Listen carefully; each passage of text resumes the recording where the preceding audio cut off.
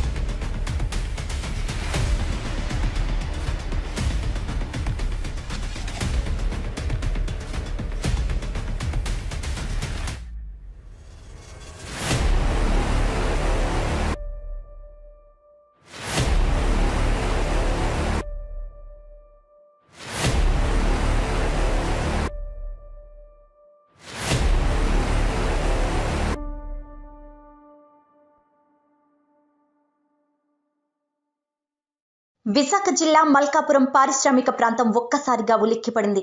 నిన్న సాయంత్రం కోరమాండల్ ఫెర్టిలైజర్స్ నుంచి ఘాటైన వాసన వెలువడడంతో సమీప గ్రామాల ప్రజలు పూర్తిగా భయాందోళనకు గురయ్యారు. కొంతమంది అస్వస్థతకు గురి కావడంతో పరిశ్రమ వద్ద గ్రామస్తులు ఆందోళనకు దిగారు.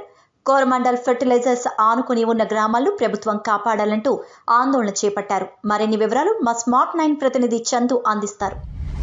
Thank you Namitha. విశాఖలో వరుస ప్రమాదాలు చోటు చేసుకున్నట్లయితే చెప్పుకోవచ్చు. ఏదైతే ఎల్జీ పాలిమర్స్ ఉందో, ఎల్జీ పాలిమర్స్ సంబంధించినటువంటి విషవాయువు లీక్ కారణంగా కూడా దాదాపుగా 15 మంది కూడా మృత్యువాత పడిన ఘటన మరోమారు నిన్న సాయంత్రం ఇటు కోరమండల్ ఇంటర్నేషనల్ సంస్థ పారిశ్రామిక ప్రాంతంలో ఉన్నటువంటి కోరమండల్ ఇంటర్నేషనల్ సంస్థ నుంచి కూడా ఒక్కసారిగా విషవాయువు లీక్ కావడంతో అక్కడ చుట్టుపక్కల ఉన్నటువంటి గ్రామాల్లో ప్రజలు నలుగురు కూడా అస్వస్థకు గురైనట్లుగా తెలుస్తుంది. ఏదైతే విషవాయువు లీక్ అయిందో, విషవాయువు పీల్చిన వెంటనే కూడా ఇద్దరు చిన్నారులతో పాటు ఇద్దరు పెద్దవారు కూడా సమస్యలు పడిపోయినట్లు కూడా గ్రామస్తులు అయితే తెలపడం జరిగింది. అయితే ఈ నేపథ్యంలో కోరమండల్ సంస్థ నుంచి ప్రతినిత్యం విషవాయువు లీక్ కావడంతో తమ పరిస్థితి భయాందోళనగా మారినంత కూడా వాళ్ళంతా కూడా ఆందోళనకైతే దిగినట్లుగా తెలుస్తుంది. ఈ నేపథ్యంలో సంగతి తెలుసుకున్నటువంటి గాజువాక పోలీసులు కూడా ఆ ప్రాంతానికి చేరుకున్నారు. వారందరితో కూడా మాట్లాడడం జరిగింది. అలాగే ఏదైతే కోరమండల్ సంస్థ ఉందో కూడా ఆ ఉద్యోగులందరూ కూడా అక్కడ రావడం జరిగింది. వారితో కూడా గ్రామస్తులు కూడా మాట్లాడినట్టుగా తెలుస్తుంది.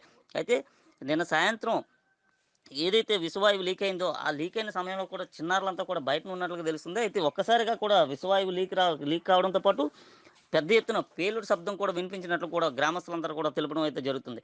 అయితే ఈ నేపథ్యంలో వరుసగా కూడా కర్మాగారాల నుంచి ఇటువంటి విషవాయువు లీక్ అవుతున్న నేపథ్యంలో కూడా అటు జిల్లా అధికార యంత్రాంగంతో పాటు ఇటు కాలుష్య నియంత్రణ అధికారులు కూడా వీరందరిపైన కూడా చర్యలు తీసుకోవాలంటూ కూడా గ్రామస్తులు అయితే కోరడం జరిగింది. అక్కడికి చేరుకున్నటువంటి సంస్థ సిబ్బందితో కూడా గ్రామస్తులు కూడా మాట్లాడడం జరిగింది. అలాగే గ్రామ పెద్దలతో కూడా వారందరూ కూడా సంప్రదించారు.